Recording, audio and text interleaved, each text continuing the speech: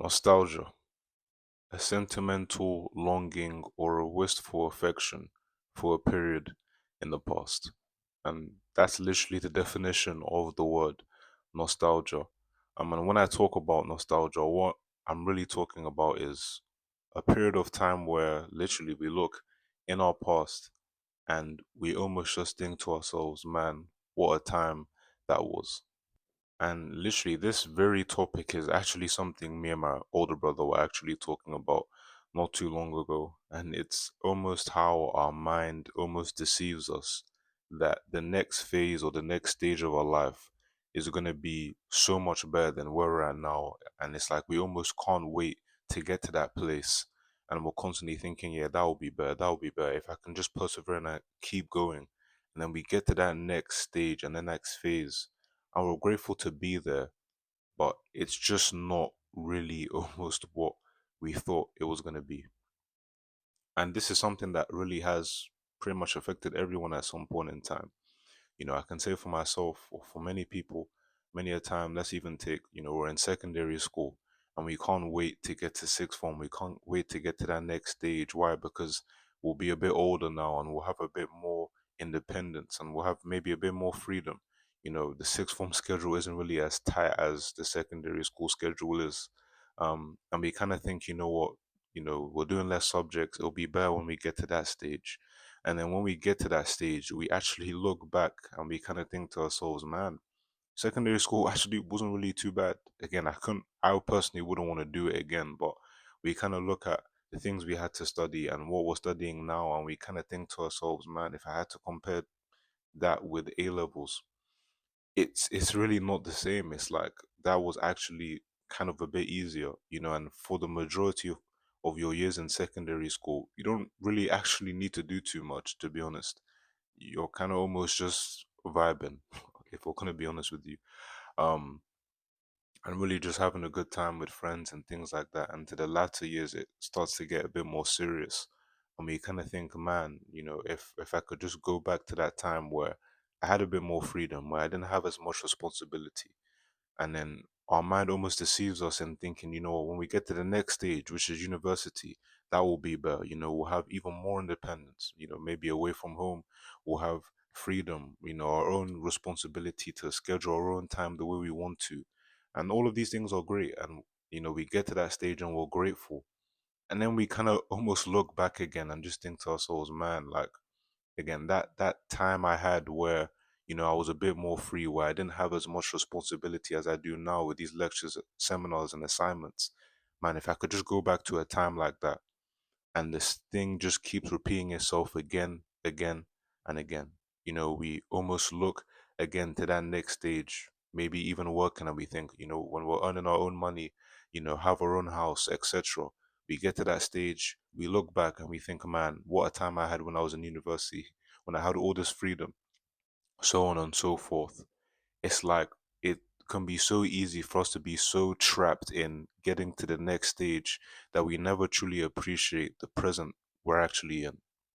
And to be honest with you, I think a big reason or part of why this actually happens is the fact that, when you're in the present stage or the current stage you're in, you know it to its extremes, you know it to its highs and you know it to its lows, right? You've experienced those very highs and you've experienced those very lows. You know how everything works, how everything goes, because you're literally currently in it, right? But then when it's that future stage or the next stage you want to get to, it's almost a reality that your mind kind of pictures that isn't necessarily real per se. It's kind of just what maybe you even want it to be or what your mind perceives it to be that isn't actually current reality, if that makes sense. It's almost just what you want it to be. It's almost what you believe it to be until you actually get there and then you find the ins and outs of it and you kind of see, wow, this isn't what I believed it to be. And I think that really oftentimes is the biggest struggle. Yes, there can be struggles in the sense of, maybe in the working stage, doing a 9 to 5, there's a lot of responsibility, there's bills, there's all of these different things. But I think the biggest struggle that people have is the fact that they perceived it in their mind's eye maybe a certain time ago, and now they're in it. It doesn't really match up with what they perceived it to be. So it's now a battle between reality and fantasy. And oftentimes, when this does actually happen, I can say for myself, we often again look to that time in the past. And I can say for me, a particular memory or time I have was when I was actually in year nine. Um, Year nine, you don't really have much responsibility, to be honest. You know, you're getting to again the latter years of secondary school, but you're not really doing too much, if we're gonna be honest with you. Um, and part of one of those biggest memories, me and my brother always talk about it, was when he had FIFA. At the time, it was actually FIFA 18. Our dad would get us food. We'd get food from maybe a corner chicken and chip shop. We'd eat. He'd be playing FIFA. The entertainment would be great. My brother's a very funny guy.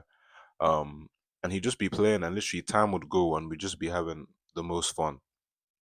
And it's like when you're in those moments, you generally appreciate those moments. You generally have so much fun in those times and in those seasons.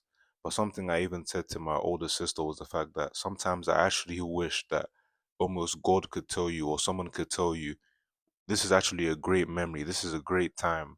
Make sure you make the most of this because in the years to come, you're going to remember this and look back at this and think to yourself, man, what a time I had when I was free, when I didn't have as much responsibility as I do now. I can actually look back at that time and that was really just such a fun time, you know. And it's not even necessarily that me and my older brother were doing anything crazy, or but it's just the fact that the level of, I guess, entertainment and fun that came with that memory or that's attached to that memory is so strong even to this day that you constantly or I constantly find myself looking back at it. And for you guys, that might be maybe a different memory, maybe with family, maybe with friends. But it's oftentimes the case that when there was just a time one experience that was so fun and maybe even so fulfilling, when now time passes and we're not constantly in that phase, we constantly look back to those times that was maybe so entertaining and so fulfilling and wanting our next and every stage to be like that. When the reality of the fact is that isn't how life works. So that's why when I talk about this thing of nostalgia, it's almost this longing of that past experience that maybe was so fun and was so great, and we want our current stage and even future stage to be similar. Um, and I think a big part of the reason we desire these fulfilling experiences and these longings we have is again the scripture actually tells us that God has actually set eternity in our hearts. Right. So when we have maybe these entertaining and great fun experiences, right, that bring us maybe the fondest of memories, it's almost an appetite in our heart that's been appeased, right? But again, since eternity has been set in our hearts, it's appeased for a time, but it still longs for more, right? And this is why, we all know that, and especially as Christians, we always say that God is really the only one that can fulfill and appease that longing we have in our hearts, right? Because it's eternal, and God is an eternal being, right? Everything in this world is temporary, right? But it's why we're always looking for the next thing and the next thing and the next thing. We even tell ourselves, well, maybe when we reach this level of success, we'll be happy, we'll be good, we'll have everything we need, and then we reach that level of success and we want the next thing. Even with again basketball players, for example, they become an all-star, then they go from being an all-star to wanting to be an all NBA player. They go from being an all NBA player to wanting to be the most valuable player in the league, the best player in the league, right? It's like there's always a next to that next phase you think will fulfill the longing you have. And that's why I try and encourage people so often, and even myself so much, to really just be present. And it can be especially difficult when we're going through times and seasons that maybe aren't the best, and we look back to a time that was better, and we just think, man, if I could go back to that time, or we look to a time and a season to come, and we think to ourselves, man, I can't wait for that time because I know that time will be better than what I'm experiencing now. But oftentimes we don't really know the ins and outs of those future experiences, and it's great to have optimism of the future, but it's also great to appreciate the very present I'm in now. And again, I know it can be difficult when we're going through these trials and tribulations or wherever it might be. But it's actually just being able to appreciate the season I'm in now. And the reason why I say this is because there was a time in your past where you looked to that future season, and that future season is the season you're in right now. And you said to yourself, man, I can't wait to be in that place. I can't wait to be in that season. Right. So it's actually just being grateful of even having the experience that we do now and really just trying to make the most of it. And the last thing I'll leave you with is, sometimes we have those experiences. I can say for myself, the last time I think I had this was literally at a church games night, and I think I had kind of briefly spoken about it. When we are having such great fun and are so entertained, and it's like we see that the time is coming to an end, especially in that case was the games night. And it's like there's almost a feeling in your heart where it's like, man, I wish this just wasn't coming to an end. I can see the time, I can see the games that are being played, and I kind of know the schedule of it. And I can kind of tell that this thing is coming to an end in the next maybe 30, 40 minutes. And the reason oftentimes we have this feeling, and this can be in anything, and for you guys, it might be a time where you're having such great fun as well. Oftentimes, the reason we have this feeling is because it's the fun, the joy, almost even the peace that comes with this experience that kind of temporarily alleviates us from the responsibilities and everything that comes with this world and our lives, right? But then when we know that this thing is drawing to an end, we also know the fact that it means we're going to have to go back to that normal sense of life where the responsibilities and all of these different things come right back at us and we have to do what we need to do, right?